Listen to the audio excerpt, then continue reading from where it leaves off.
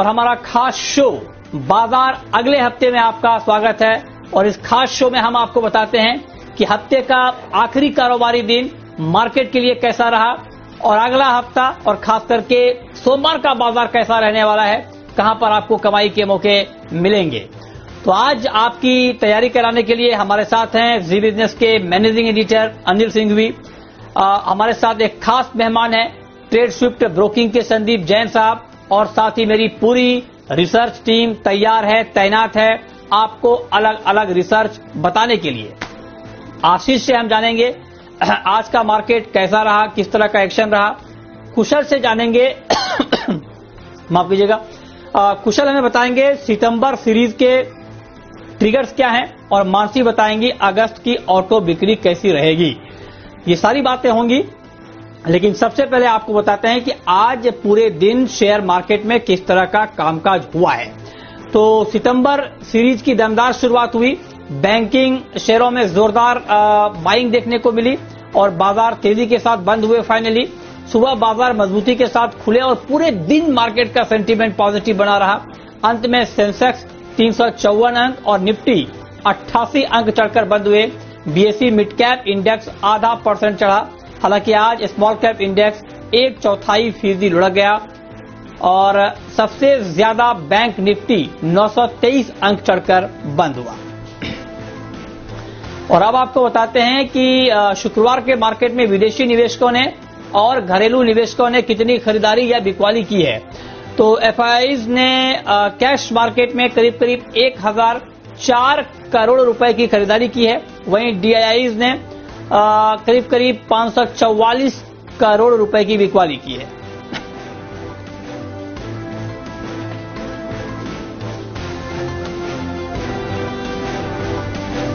और अब रुक करते हैं आज के बाजार पर एडिटर्स टेक का, और ये बताने के लिए हमारे मैनेजिंग एडिटर अनिल सिंघवी हमारे साथ जुड़े हैं। सर बहुत बहुत स्वागत है आपका। आज सितंबर सीरीज की बहुत ही दमदार शुरुआत हुई, इसे आप किस तरह से देखते हैं और इससे क्या संकेत मिल रहे हैं आगे के लिए? जैसे अगस्त की सीरीज थी वैसी ही दमदार शुरुआत सितंबर की सीरीज की होती दिखी और पहले ही दिन बाजार ने रिकॉर्ड तोड़ तेजी बनाई। जी हां, रिकॉर्ड तोड़ इसलिए कि बैंक निफ्टी 900 अंकों से ज्यादा मजबूती के साथ 24,500 के नजदीक जाकर बंद हुआ। वहीं निफ्टी भी 11,650 के बेहद करीब तेजी के साथ बंद हुआ। 23 मार्च से जो तेजी शुरू हुई है निचले स्तरों से, वो अब तक के सबसे उच्चतम स्तरों पर पहुंची है। और अगस्त महीने का आखिरी दिन और सितंबर की सीरीज की शुरुआत का पहला दिन बाजार में जबरदस्त दिखा। आज मिड कैप और स्मॉल कैप शेयरों में एक्शन थोड़ा सुस्ती भरा था, लेकिन दिग्गज शेयरों ने कमान संभाली और बैंकिंग शेयरों के नेतृत्व में और बैंक्स में भी आज सरकारी बैंक ये जमकर दौड़े। यहां पर दमदार खरीदारी होती हुई दिखी और बेहद जबरदस्त वॉल्यूम के साथ यहां पर बाजारों में तेजी बनी। एक और ग्लोबल मार्केट्स मजबूत थे, वहां से सहारा मिला। एफआईआईज की खरीदारी लगातार होती दिख रही है और जो रोल ओवर्स हुए हैं, और स्पेशली एफआईआईज के rollovers net long 75% index futures में एफआईआईज ने किए, जो कि पिछली कई सीरीज के हाईएस्ट लेवल पे, और इससे बाजारों में जोश आता हुआ नजर आया। तो एक बेहतरीन शुरुआत सितंबर की सीरीज की, और सितंबर की सीरीज जानी मानी जाती है बड़े मूव्स के लिए, और उसके संकेत आज पहले ही दिन आपको देखने को मिले। तो बहुत ही शानदार ट्रेडिंग सेशन भारतीय बाजारों के लिए। तो बहुत बेहतरीन कारोबारी सत्र रहा मार्केट में। लेकिन आज अब हम आपको ये बताने वाले हैं कि आज के इस शानदार सत्र में कौन कौन से ऐसे सेक्टर रहे जिनकी भूमिका काफी शानदार रही। ये डिटेल बताने के लिए, समझाने के लिए हमारे सहयोगी आशीष चतुर्वेदी इस वक्त हमारे साथ जुड़ रहे हैं। बताइए आशीष। देखिए, हफ्ते के आखिरी कारोबारी दिन बाजार में शानदार क्लोजिंग देखने को मिली। निफ्टी को अगर आप देखें तो पिछले 5 सत्रों से कंटिन्यूअस हायर हाइज आपको देखने को मिल रहे हैं, और निफ्टी बैंक के आउट परफॉर्मेंस की चर्चा हम लगातार कर रहे हैं। और निफ्टी बैंक का आज आउट परफॉर्मेंस देखिए, बढ़िया एक शॉर्ट कवरिंग की रैली के चलते एक शानदार मूव देखने को मिला, और अक्रॉस द सेक्टर अगर आप देखें तो वहां पर तेजी देखने को मिली। लेकिन स्टॉक स्पेसिफिक एक्शन की बात करें तो भरपूर था बाजार में, और सबसे पहले वो स्टॉक्स पर फोकस कर लेते हैं जो हमने आपको जी बिजनेस पर बताए थे, और वहां पर बेहतर प्रदर्शन देखने को मिला। एक्सिस बैंक देखिए, बैंकिंग स्टॉक्स में काफी ज्यादा एक्शन देखने को मिला था। सुमित जी ने आपको स्टॉक बताया और यहां पर शानदार तेजी देखने को मिल रही। जैन साहब के जेम्स में महिंद्रा ईपीसी यहां पर देखिए दिन के दौरान काफी बढ़िया मूव देखने को मिला। यूपीएल पर देखिए 3 गेस्ट जो है हमारे, वहां पर इनकी राय आती हुई दिखी। सिमी जी ने बताया था, वागली जी ने बताया, सिद्धार्थ सेडानी ने स्टॉक आपको बताया, और 4 से 5% के मूव दिन के दौरान यहां पर देखने को मिले। विशेष के विशेष में श्रीराम ट्रांसपोर्ट फाइनेंस ये स्टॉक आपको बताया गया था, और एनबीएफसी स्टॉक्स में तो आप देखिए कि एक्शन कितना बढ़िया देखने को मिला। सेक्टर स्पेसिफिक एक्शन की अगर आप बात करें तो आज पूरे दिन में फोकस रहे बैंकिंग फाइनेंशियल स्टॉक्स। यहां पर देखिए पूरे बाजार में एक आउट परफॉर्मेंस देखा गया, और बैंकिंग स्टॉक्स में आप देखिए सरकारी बैंक्स ने पार्टिसिपेट किया, जो प्राइवेट सेक्टर के बैंक्स हैं वहां पर बढ़िया मूव देखने को मिले। सरकारी बैंक्स में अगर आप फोकस करें तो Canara bank, bank of India, bank of Baroda, Punjab national bank, across आप देख लीजिए सब जगह तेजी देखने को मिली। प्राइवेट बैंक्स में इंडसइंड बैंक ने पूरे पैक को आउट परफॉर्म किया, यहां पर दिन के दौरान 12 से 13% के मूव्स देखने को मिले। एक्सिस बैंक, फेडरल बैंक में शानदार तेजी देखने को मिली, और आईडीएफसी फर्स्ट बैंक में भी अगर आप देखें तो काफी बढ़िया खरीदारी का रुझान देखने को मिला। एनबीएफसी स्टॉक्स एक्शन में थे Ujjivan financials, Repco home, Equitas holding, LIC housing. LIC housing में अगर आप देखें तो पिछले एक हफ्ते में कंटिन्यूअस तेजी देखी जा रही है, लेकिन कुछ सेक्टर्स ऐसे भी थे जहां पर आज अगर आप देखें तो ऊपरी स्तरों से हल्की गिरावट देखने को मिली। मिसाल के तौर पर ऑटो स्टॉक्स, यहां पर जो ऑटो बिक्री के आंकड़े आने इससे पहले आप देखें हीरो मोटो, अशोक लेलैंड, टीवीएस, आयशर गिरावट के साथ बंद हुए। और मेटल स्टॉक्स में भी अगर आप देखें तो अगस्त सीरीज में बहुत बढ़िया प्रदर्शन देखने को मिला था। निफ्टी मेटल इंडेक्स ने करीब 17 से 18% का पॉजिटिव रिटर्न दिया, लेकिन आज के सत्र में अगर आप देखें जो दिग्गज मेटल स्टॉक्स है वहां पर एक सेलिंग प्रेशर देखने को मिला। जिंदल स्टील एंड पावर गिरावट के साथ बंद हुआ। चांदी की कीमतों में जो गिरावट आई इसका असर आपको हिंदुस्तान जिंक के प्राइसेस में देखने को मिला। जेएसडब्ल्यू स्टील पर ब्रोकरेज हाउस की जो नेगेटिव आई रिपोर्ट आई उसका एक असर देखने को मिला। टाटा स्टील गिरावट के साथ बंद हुआ। ठीक है, तो ये डिटेल में आशीष ने बताया कि आज की इस तेजी में किस किस सेक्टर ने पार्टिसिपेट किया और किन खबरों के दम पर किया। अब रुख करते हैं अपने खास मेहमान का, और आज हमारे साथ शो में हैं ट्रेड स्विफ्ट ब्रोकिंग के संदीप जैन साहब। संदीप जी, बहुत बहुत स्वागत है आपका। और मेरा पहला सवाल आपसे यही होगा कि आज जिस तरह से मार्केट में हमने रौनक देखी, इससे क्या संकेत मिल रहे हैं आगे के लिए, और जब अब मंडे को मार्केट ओपन होगा तो मंडे को कहां पर ट्रेड लेना चाहिए इंट्राडे के पॉइंट ऑफ व्यू से?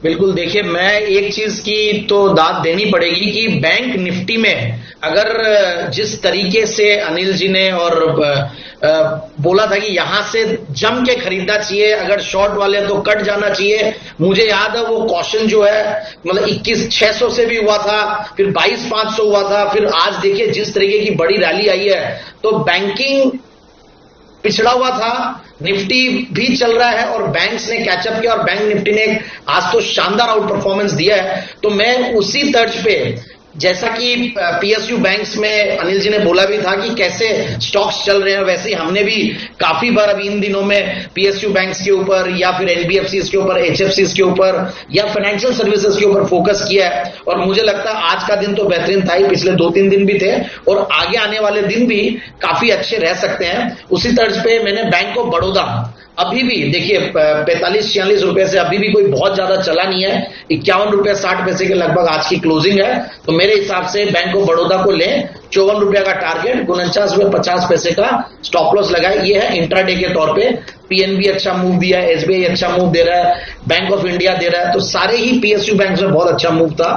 और अगर आप पोजिशनल के तौर पे देखें तो वहां पे भी जिस तरीके से एलआईसी हाउसिंग का भी जिक्र किया जा रहा था, देखिए कैसे हाउसिंग फाइनेंस कंपनीज अच्छा कर रही हैं, तो मैंने उस तौर पे एक दूसरी कंपनी हाउसिंग फाइनेंस की बहुत बढ़िया, वो है कैनफिन होम्स लिमिटेड। एचडीएफसी ने अच्छा परफॉर्म किया, एलआईसी अच्छा कर रही है, कैनफिन होम भी बहुत बढ़िया टेक्निकली लग रहा है, और मुझे लगता है ये आराम से 387 के लेवल्स अभी हैं और 420 रुपए तक के टारगेट के लिए और 365 का स्टॉप लॉस लगाए। पोजिशनल पिक के तौर पे कैनफिन होम्स एक अच्छा रिटर्न देगी। तो ये दो ट्रेड आपके लिए आ चुके हैं। एक तो मंडे को जब मार्केट ओपन होगा तब आपको कहां पर ट्रेड लेना है, सिर्फ मंडे के लिए, और मंडे को अगर आप आगे के लिए ट्रेड लेना चाहते हैं पोजिशनल पॉइंट ऑफ व्यू से, तब आपको कहां पर ट्रेड लेना है। ये दो ट्रेड आपको संदीप जी ने अभी बता दिए हैं। आगे हम आपको और भी ट्रेड बताएंगे, इन्वेस्टमेंट के पिक बताएंगे, लेकिन अब रुक करते हैं एक और महत्वपूर्ण खबर का। खबर यह है कि अगस्त में ऑटो कंपनियों की बिक्री कैसी रह सकती है, इसको लेकर क्या अनुमान अब लगाए जा रहे हैं, ये डिटेल में समझाने के लिए, बताने के लिए मानसी हमारे साथ जुड़ रही हैं। बताइए मानसी। जी बिल्कुल, अगस्त महीने की ऑटो बिक्री के आंकड़ों की अगर बात करें तो मारुति सुजुकी और महिंद्रा एंड महिंद्रा में अच्छी रिकवरी आने के संकेत मिलते हुए देखने को मिल रहे हैं। टू व्हीलर के मुकाबले पैसेंजर व्हीकल सेगमेंट में बेहतर रिकवरी की उम्मीद है। वहीं छोटे बेस के चलते पैसेंजर व्हीकल सेगमेंट में रिटेल बिक्री प्री कोविड स्तर पर होगी। त्योहारी मांग के चलते डीलर्स इन्वेंट्री खड़ी कर रहे हैं, तो नए ट्रक की मांग में कमजोरी से कमर्शियल व्हीकल रिकवरी में देरी की भी आशंका जताई जा रही है। शहरों के मुकाबले ग्रामीण मांग ज्यादा मजबूत रहती हुई दिखेगी और सितंबर में भी ग्रामीण मांग मजबूत रहने के ही संकेत यहां पर आते हुए देखने को मिल रहे हैं। अगस्त में पैसेंजर व्हीकल बिक्री की अगर बात करें, मारुति सुजुकी की बिक्री में 22% का इजाफा होने का अनुमान है। वहीं महिंद्रा एंड महिंद्रा की बिक्री में करीब 15% की गिरावट देखने को मिल सकती है। टू व्हीलर बिक्री की अगर बात करें, हीरो मोटोकॉर्प में करीब 8.6% का इजाफा हो सकता है। वहीं आइशर मोटर्स में करीब 0.2% का इजाफा हो सकता है। 53,000 यूनिट की बिक्री के अनुमान यहां पर मिलते हुए दिख रहे हैं। टीवीएस मोटर की बिक्री -1.5% यानी कि गिरावट आती हुई दिख सकती है। वहीं बजाज ऑटो की बिक्री में 9.3% की गिरावट के संकेत हैं। और अगस्त में कमर्शियल व्हीकल बिक्री की अनुमान की अगर बात करें तो अशोक लेलैंड की बिक्री में 34% की गिरावट देखने को मिल सकती है और आइशर मोटर्स की बिक्री में करीब 23% की गिरावट का अनुमान है। अब जो ये ऑटो बिक्री के आंकड़ों का अनुमान अभी मानसी ने बताया है संदीप जी, इस अनुमान को देखने के बाद आपका नया अनुमान अब क्या है ऑटो सेक्टर के ऊपर? नहीं देखिए, काफी दिनों से अगर इसी शो में मैंने टू व्हीलर्स को लेकर और बेस लेवल की जो फोर व्हीलर व्हीकल्स है, जो मारुति उसमें अग्रणी कंपनी है, इनके बारे में काफी बार मैंने बुलिशनेस जताई थी और जबरदस्त performance hero MotoCorp, Bajaj auto, Maruti ऐसा परफॉर्मेंस देंगे stock market point of view से। और जो रिकवरी आई है, और अब तो कह रहे हैं कि प्री कोविड लेवल्स पे पैसेंजर व्हीकल्स में ज्यादा रिकवरी देखने को मिल सकते हैं। रीजन बीइंग देखिए, एक सोशल डिस्टेंसिंग का और प्राइवेट व्हीकल ओनरशिप का बहुत बड़ा ट्रेंड चल चुका है, तो बाइक्स में तो अच्छा रुझान है ही है और रूरल डिमांड बहुत अच्छी है। मॉनसून अच्छे होने से और जो भी फसल अगर अच्छी होती है तो और भी इनकम बढ़ेगी। एमएसपी सरकार बढ़ा रही है, तो मुझे लगता है इन सब का बहुत बड़ा बेनिफिशियरी टू व्हीलर सेगमेंट तो रहेगा ही। सो हीरो मोटोकॉर्प, बजाज ऑटो, ये लोग नंबर्स ठीक ठाक देंगे और कमर्शियल व्हीकल्स में थोड़ा टाइम लगेगा, बट फिर भी मैं कहूंगा कि ऑटो इंसिलरीज पे भी ध्यान दे सकते हैं जो कमर्शियल व्हीकल्स को और टू व्हीलर्स को इनको कैटर करती है। But Maruti, hero MotoCorp and Bajaj auto, ये तीन मेरी टॉपिक्स रहेगी इन पूरे सेगमेंट। ठीक है, तो ये आपकी राय ऑटो सेक्टर के ऊपर। अब आगे बढ़ते हैं और अब हम बात करने जा रहे हैं एक महत्वपूर्ण रिसर्च की, एक महत्वपूर्ण अपडेट की, क्योंकि अब अगस्त का महीना खत्म हो रहा है। तो अब सितंबर का महीना बाजार के लिए कैसा रह सकता है, क्या संकेत सितंबर के महीने के लिए दिख रहे हैं और सितंबर के महीने में बाजार की चाल आखिर हो क्या सकती है, ये डिटेल बताने के लिए हमारे सहयोगी संदीप हमारे साथ जुड़े हैं। संदीप बताइए। देखिए, 5 साल के अगर आप हिस्टोरिकल डेटा की बात करें तो आज की जो दमदार शुरुआत हुई उसके विपरीत आंकड़े थोड़ा हमें बता रहे हैं। सभी इंडेक्स अगर आप देखें तो उनका 5 साल का जो औसतन रिटर्न आप देखेंगे वो आपको नेगेटिव रिटर्न आएगा, यानी कि कोई भी ऐसा मेजर इंडेक्स नहीं है जिसने पिछले 5 साल में जो औसतन रिटर्न है वो पॉजिटिव साइड पे डिलीवर किए हों। कोई भी ऐसा इंडेक्स नहीं है जिसने हर साल पॉजिटिव रिटर्न डिलीवर किया हो। तो उस लिहाज से देखा जाए काफी खराब महीना रहता है जहां तक मेजर इंडेक्सेस की बात है। अगर आप सितंबर महीने की बात करें, निफ्टी 50, एफएमसीजी और फार्मा इंडेक्स की अगर आप बात करें तो 5 में से 4 बार ऐसा हुआ ये इंडेक्स है जिन्होंने नेगेटिव रिटर्न डिलीवर किए, यानी कि ये इंडेक्स हैं जो कि सबसे ज्यादा मार झेलते हैं जहां तक सितंबर महीने की बात है। और सबसे ज्यादा अगर आप लीडिंग इंडेक्सेस की बात करें तो स्मॉल कैप इंडेक्स एक ऐसा है जिसने सबसे ज्यादा औसतन नेगेटिव रिटर्न डिलीवर किया है और आईटी इंडेक्स ऐसा है जो कि रिजिलियंट रहा है, इसने सबसे कम नेगेटिव रिटर्न दिया है -0.01% का। तो उस लिहाज से देखा जाए सितंबर का महीना अगर आप देखें औसतन पिछले 5 साल की अगर आप बात करें तो मेजर इंडेक्स है उनके लिए काफी खराब रहता है। तो आप कह रहे हैं कि जो 5 साल का ट्रेंड दिखा रहा है वो ये कि जो मेजर इंडेक्स हैं उसके लिए सितंबर का महीना खराब रहता है। ठीक है, अब हम रुक करते हैं हमारी खास पेशकश का, शर्मा जी के ऑप्शन का।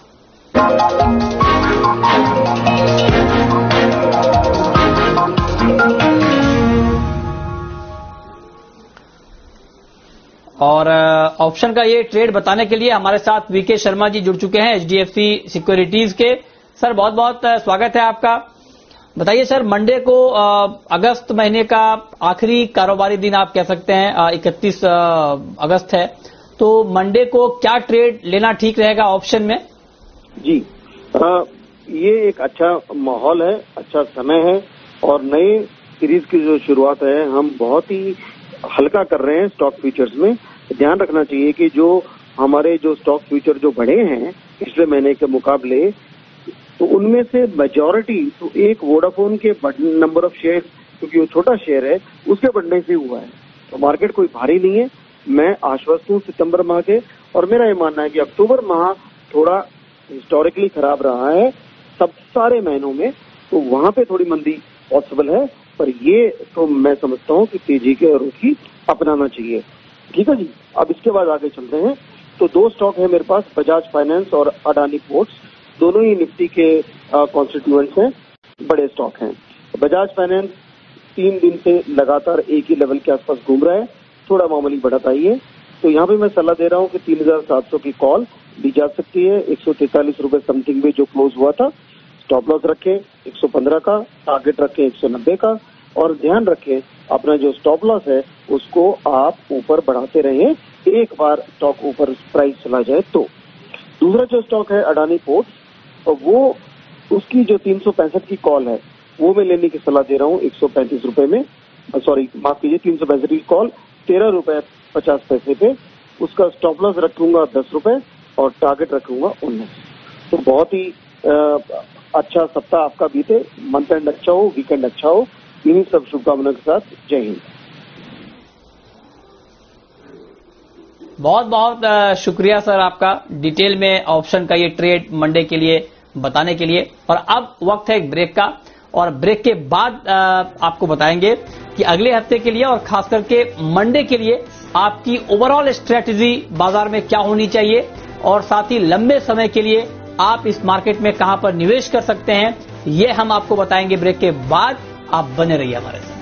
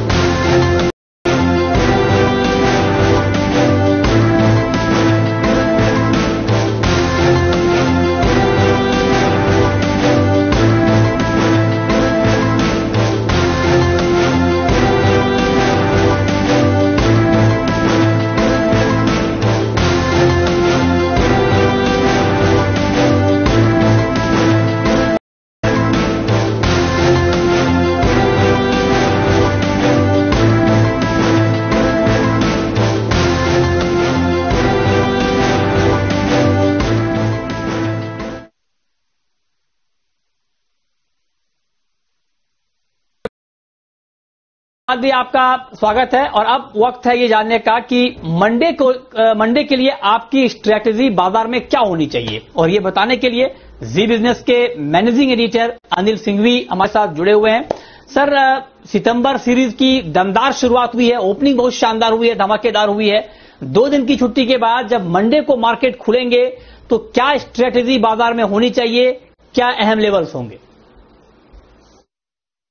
अगले हफ्ते भारतीय बाजारों में एक्शन और बढ़ने की पूरी तैयारी, और बाजार की रेंज धीमे धीमे ऊपर की तरफ शिफ्ट होती हुई दिख रही है। अब निफ्टी 11,500 11,550 के आसपास मजबूत सपोर्ट लेता हुआ दिख रहा है, और 11,425 11,475 स्ट्रॉन्ग बाय जोन बनके सामने नजर आ रहा है। ऊपरी स्तरों पर 11,775 11,850 की रेंज में जाने की तैयारी निफ्टी की हो सकती है, बशर्ते कि ग्लोबल मार्केट से सपोर्ट अच्छा आता हुआ दिखे। बैंक निफ्टी का जहां तक सवाल है, जो बड़ा उछाल 24,000 के ऊपर निकला है, अब बैंक निफ्टी के लिए भी नए रास्ते ऊपर के खोलते हुए नजर आ रहा है। 24,500 के आसपास अहम सपोर्ट पर बाजार बंद हुए, नीचे 24,000 और ऊपर 25,000, ये सोमवार के लिए लेवल्स होंगे 1000 पॉइंट की रेंज के, जिस पर आपको नजर रखनी है, और इनके पार निकलने पर बड़ा मूव आता हुआ दिखेगा। बाय ऑन डिप्स का मार्केट है। आज भले ही बहुत ज्यादा एक्शन कैश मार्केट के स्टॉक्स में ना रहा हो, लेकिन एक दिनों के कंसोलिडेशन के बाद देखते हैं कि नए मार्जिनिंग सिस्टम में कैश मार्केट के स्टॉक्स पर क्या असर पड़ता है वॉल्यूम्स के लिहाज से, उसके बाद वापस वहां पर भी एक्शन बढ़ने की तैयारी हो जाएगी। तो अगले हफ्ते आपका फोकस फिर से दिग्गज शेयरों पर रहना चाहिए। 2-3 दिन दिग्गज शेयरों पर फोकस करिए और उसके बाद ब्रॉडर मार्केट पर हम और ज्यादा आगे व्यू बनाएंगे। लेकिन ओवरऑल ग्लोबल मार्केट्स की तेजी, एफआईएस की खरीदारी, तकनीकी तौर पर चार्ट्स मजबूत, ये सारे संकेत ऐसे हैं जिसने बाजारों में जोश भरा है और आगे भी बरकरार रखने की पूरी उम्मीद है। बहुत शुक्रिया सर आपका मंडे के लिए ये रणनीति बताने के लिए। अब संदीप जी, मेरा आपसे एक महत्वपूर्ण सवाल ये होगा कि जब मार्केट अब एक्शन मूड में आई चुकी तो इन्वेस्टमेंट भी